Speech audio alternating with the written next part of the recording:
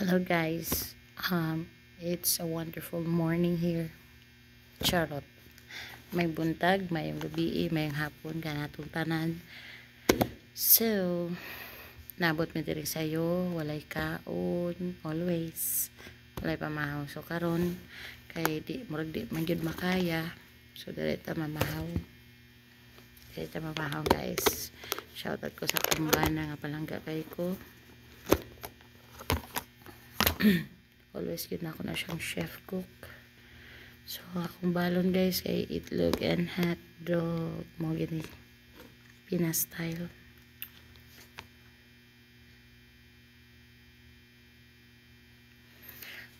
Thank you Lord sa lain na sab nga adlaw. So Friday, today is Friday, og manikay sikay na pugta.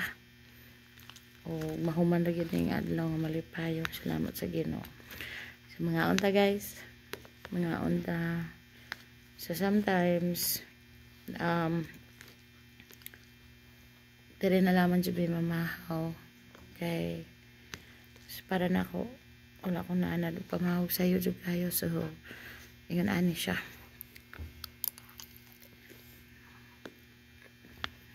Nga siya may tabo. Mahaw tang ang balo na to sa paniod to. Tungaon na to. Kana na to para pamahaw. Ano yan? Dagan kay ko nabasahan sa Facebook about sa nahitabo din here. May mga teachers dito sa US na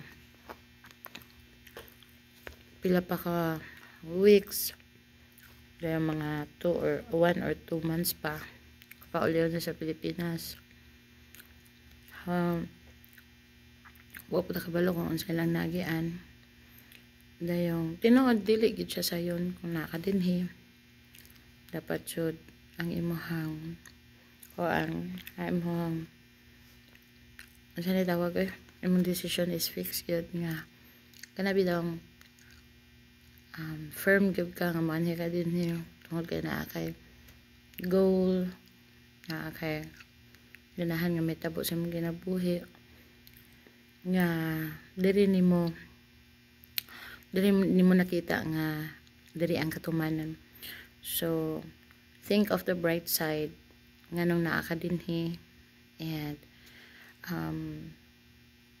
si Lord nagpaangay nimo mo dyan na imong i-motivate sa imong kaugalingon kay wala tayo mahimo ganahan ta mo pa uli pero dili ta ka pa uli ganahan ta nga mo lakaw di ta ka lakaw dayon ganahan ta nga mulukat og ticket dili ta ka kuan og ticket dayon. So dili basta-basta ang pagani nato dinhi and at the same time if na feel nato nga empty ta na feel nato nga murag we need someone to talk to, reach out sa imong kauban nga mga teachers especially sa mga Pinoy or naasad nga mga locals nga ganahan pud sila nga makikistorya. So reach out mo ra na ang imong kuan and then prayer jud ang pinaka-importante kay always gina si Lord mag-renew kusog para sa ato dayon kuan dapat pod nga atong hunaon always ang goal na to para dili always negative atong mahunaon. Then diri di ay guys muna usa sa ako ang nakatunan diri dapat kanang maghatag jud kag time sa imong kaugalingon dili nang ingon nga deserve na ko ni ana ingon ana magita mga Pinoy but tagaan na to kuan importante atong kagalingon kay ang work na ara na ang atong mental health importante kaayo ang physical importante kaayo. So dili ta makatrabaho kung affected na dili ta katrabaho tarong kung affected ng mga butang munang kinahanglan jud pod kung it's time to rest then rest when it's time to mingle sa imong mga friends go i-balance lang nato. Ang importante, sa to ang teaching, kanang okay ta, para, konsed ba, dili apektado ba both sides. Kung mag mental health problem ta diri, mahitabo apektado ang atong pagtudlo. So, dako na siya impact sa to ang performance diri guys. So, ikapila na tong hungit na ako. Duha, katalo na ni.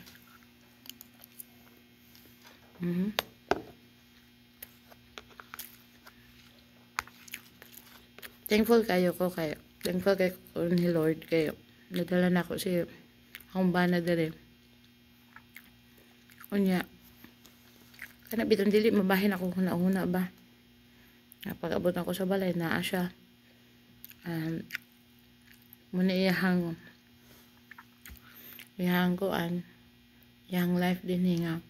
Nigulin ako na ako'y laming pagkaon. Keep cook na ka na siya. Dayon, anak kanindot sa dire. Atong lantaon ang bright side dyan. Kay stranger ta din dapita. So, ibatan na to sa itong hunahuna nga dapat walay negative nga ma-instill sa itong hunahuna ba? Kung andyan kay para mayo nga itong mapanarbaho. Lisod biya agad, tinoo agad. Lisod kayo dali. Especially kung may mga sitwasyon sa Pilipinas na they need our presence. Lisod kayo. Agad. Dayong kanang bitang natay ganahan nga buhaton pero dili ta kabuhat. So, ana lang na siya. Dapat lang dili na to idibdib bitaw ang tanan nga. Especially kanang mga feedback, kanang mga ipangsulti sa mga locals. Kuhaan na to na siya o positive side. Take it positively, dili negatively. Lahi sila kultura. Lahi sila the way sila mustorya. Dayong, lahi sila approach. Kung sensitive ta, mabati yun na to, medyo kuan. Pero, muna akong gingon, be positive lang yun. Kuan lang yun. Kuha ilang ang motivation ng ilang ginasulti. Feedback to improve.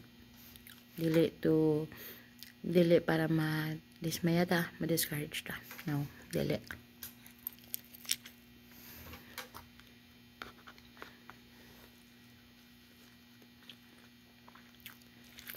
So, ano na guys. I hope and pray na for those who are struggling, especially mentally, emotionally, mga ilang kita kusog sa Ginoo. Kahit in that way, jud wala lang makatabang nato, si Lord lang yun.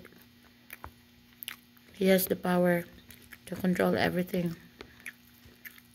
And then, concept, dangop ta kanunay sa iya.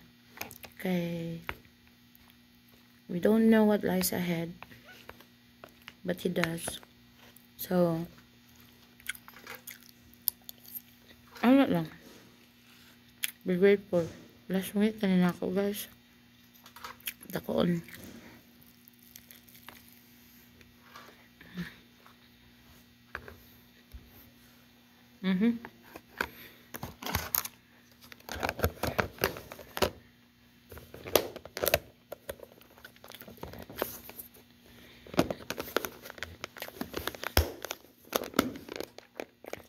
Actually, may pagkaon sa cafeteria.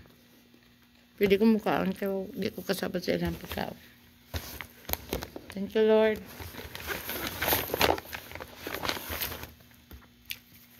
Salamat sa grasya. So, ano lang na guys. Muna ang ginadamuhaton. Kaya, muna yung pinaka-importante. Prayer and talk to God. Nagamit ang instrumento si Lord. para mabati na to ang kadasig, mabati na to ang hanabitang mga positive thoughts. And diyan na to makita nga wala na mahimo kung wala si Lord. So God bless everyone and more chika next time. Kinauman naman ko pamahaw, mura to itong chika usa. So karon it's already 7:02 in the morning. So ang mga bata maabot din ni 7:05. Ang nakanindot po din why dili siya magpasulod og school premises kung wala pang time. Dili sa among school. I don't know sa uban. Pero dili sa among school is 7:05 gyud masulod ng mga bata. Usually mga bata i-drop off sila dito sa dikta sa cafeteria. Kay libre sila pamahaw and libre sila paniod to. So usually po ang akong mga bata mosulod sila dinhi sa classroom kay makuha sila sa ilahang name tag para sa ilang breakfast. So una silang mosulod dinhi dayon mobalik sila dito. Dala na nila ilang name tag. Kay ang name tag nila is mura siya barcode. Scanner na dito para silang pamahaw. At the same time silang paniod tupod. Dayon, ang nakanindot lang po din kay na dili gid ingon ba nga malate. Malate. I mean, kanabitang maguna ang estudyante sa maestra sulod sa school. Maguna dyan ang mga teachers sa school o sa mga bata. Usually na sa Pilipinas, sometimes mauna gid ang mga bata. Tungod po kay excited biya po ng mga bata mato sa school, especially sa mga bata nga anang dagag friends kay ganahan sila dula. So lahi din feel ganin ako dali kayong oras gid din promise. More siya og kanabitang liman ka ana. Ay, taas na kay tag istorya. Himo lang kog laing video guys para sa uban nga chika nato. So sa pagkakaroon, be strong and mas the more nato nga i-workout ang atong prayers. Si Lord na bahala sa ato ang tanan. Kabalo ko nga daghang kay plano si Lord para sa ato.